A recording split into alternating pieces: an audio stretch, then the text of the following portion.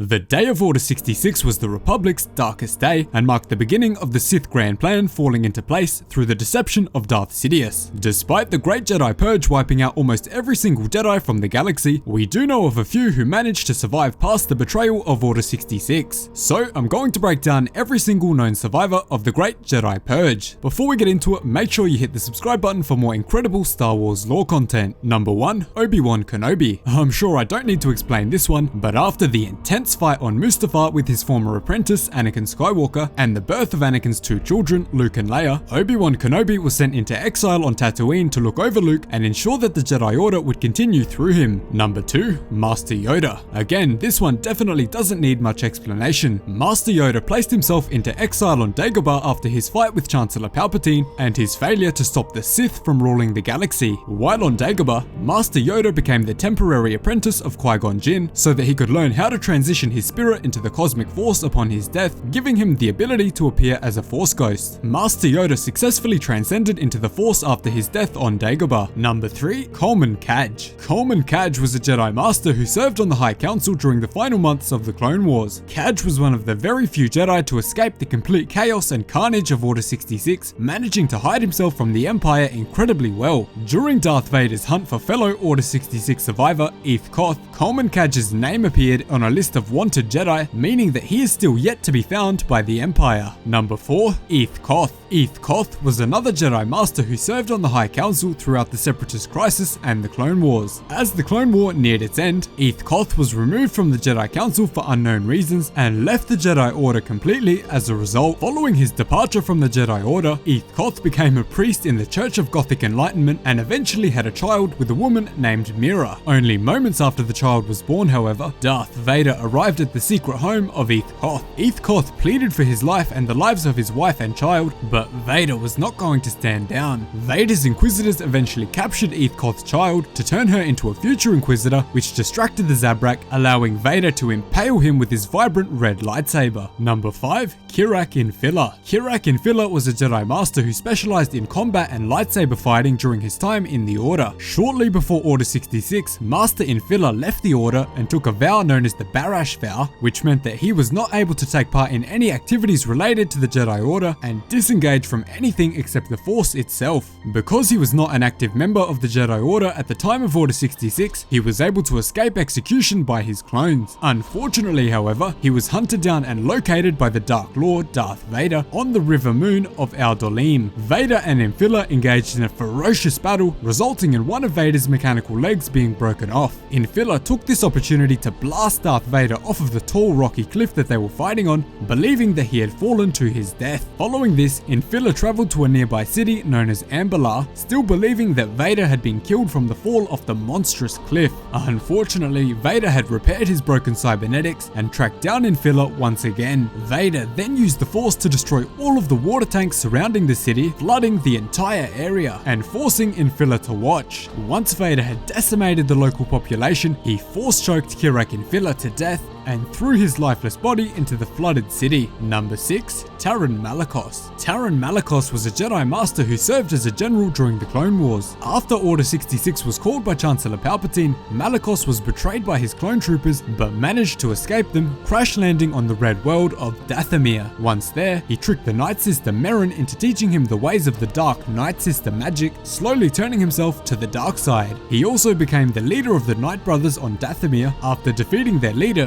Viscus in a ceremonial battle. Malicos tried to turn Jedi Padawan Cal Kestis to the dark side twice, both times failing, eventually leading to an intense fight which resulted in him being buried under the surface of Dathomir with the same Night Sister magic that he so desired to learn. It's not clear at this point whether or not he is actually dead, but with Night Sister magic he could definitely still be alive. Number 7, Jocasta Nu. Jocasta Nu was a Jedi Master and of course the Chief Librarian of the Jedi Order. Unlike many of her fellow Jedi, she was able to survive the events of Order 66 and the March on the Jedi Temple by Darth Vader and the 501st. A short time after the Great Purge, Jocasta Nu traveled back to the Jedi Temple under the cover of darkness to recover a Jedi holocron filled with a list of Force-sensitive children in the galaxy. Darth Vader of course eventually tracked her down, hoping to execute her and recover the list of Force-sensitive children. After Vader eventually captured Jocasta Nu, she closed her eyes as he coldly executed her with his red lightsaber. He also also later destroyed the holocron with a list of names so that Darth Sidious could not replace him with a future Sith apprentice. Number 8. Oppo Rancisis. Oppo Rancisis was another Jedi Master and member of the High Council who managed to escape the Jedi Purge. During the Battle of Saleucami, Rancisis served alongside Master Stas Ali, but unlike her, he was able to evade the clone troopers of the 91st and go into hiding. We don't know anything else about his survival other than that he was on the same list that Vader and the Grand Inquisitor looked at after killing Eth Koth. Number 9. Luminara Unduli. Luminara Unduli served at the Battle of Kashyyyk during the events of Order 66. After the order was given to her clone troopers on the planet, Luminara was captured rather than executed and taken to the Spire prison on the planet Stygian Prime, where hologram footage was taken of her so that the Empire could lure in other surviving Jedi who believed she might still be alive. After this, she was executed just like the other Jedi, and her lifeless body was placed inside of a cooling chamber inside of the prison complex at the Spire. Her hologram footage was used to lure surviving Jedi Caleb Dume and his apprentice Ezra Bridger to the Spire in Star Wars Rebels. Number 10. Master Uvel.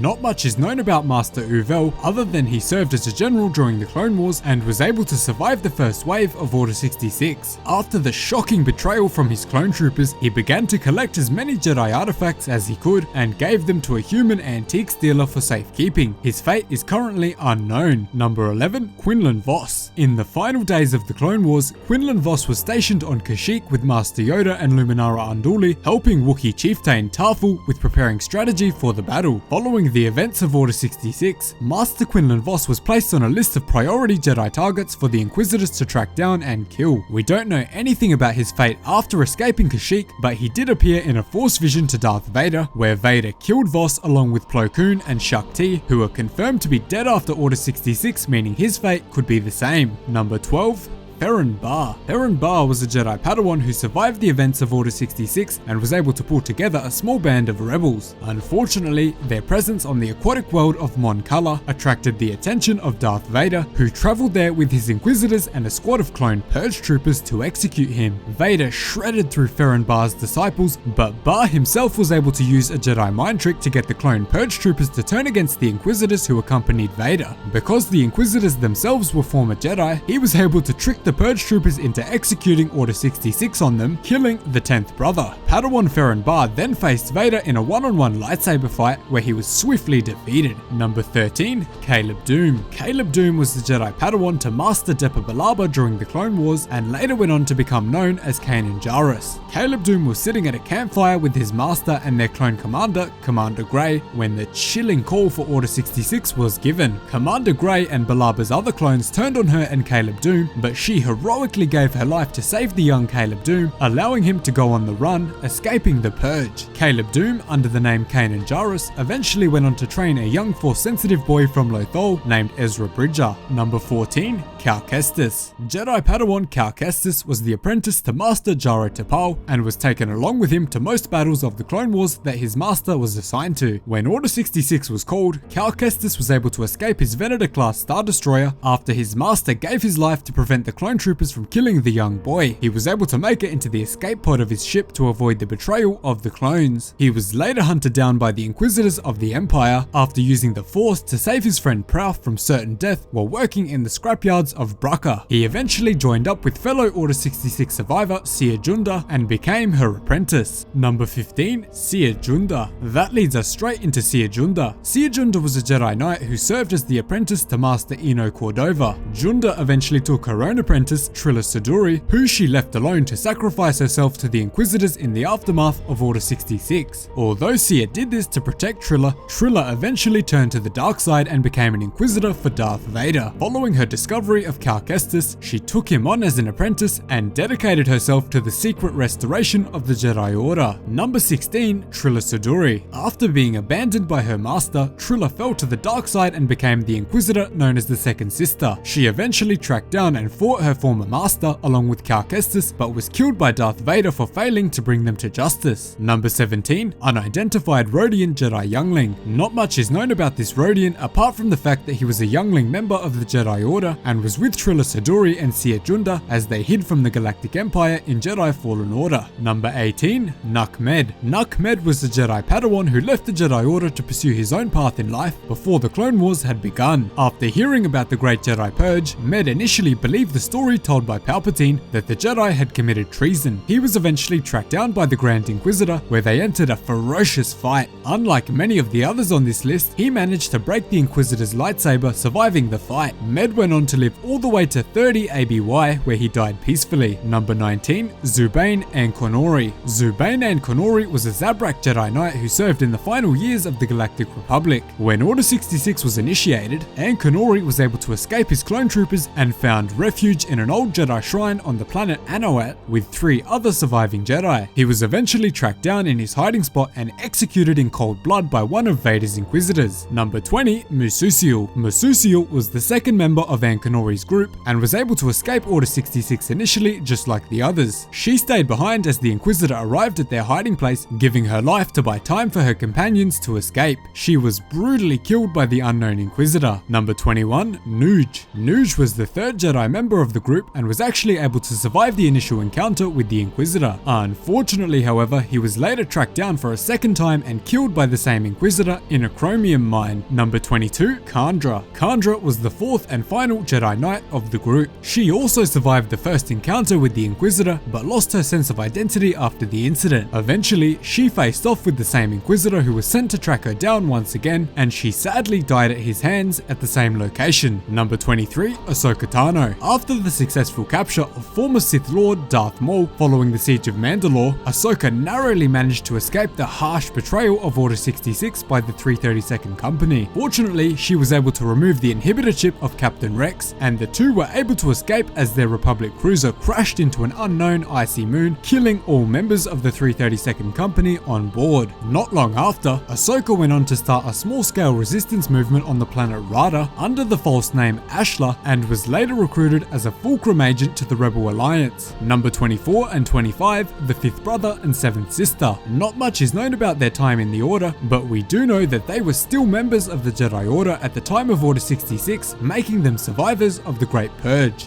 They went on to hunt Ezra Bridger, Kanan Jarrus, and Ahsoka Tano until their eventual deaths on the Sith world of Malachor. Number 26 and finally, Kira Vantala. Kira Vantala was a female Jedi Knight who survived the Great Purge and traveled to an orphanage on the planet Gaten during the time of the Empire after hearing rumors of a mysterious being kidnapping Force-sensitive children from around the galaxy. One night, she caught the mysterious being revealed to be the Grand Inquisitor in the process of stealing these children, but was able to defeat him, saving the lives of many kids in the orphanage and ensuring that he would not return. And finally, we have 2 honorable mentions that we know absolutely nothing about, but their names did appear on the list of Jedi that were being hunted by the Inquisitors after Ithkoth's death. These are Selrak Eluos and Karmoon Coley, so hopefully we find out some more about these 2 in future content. So that is every known survivor of Order 66 and the Great Jedi Purge. Thanks so much for watching, cheers guys, hope to see you in the next one.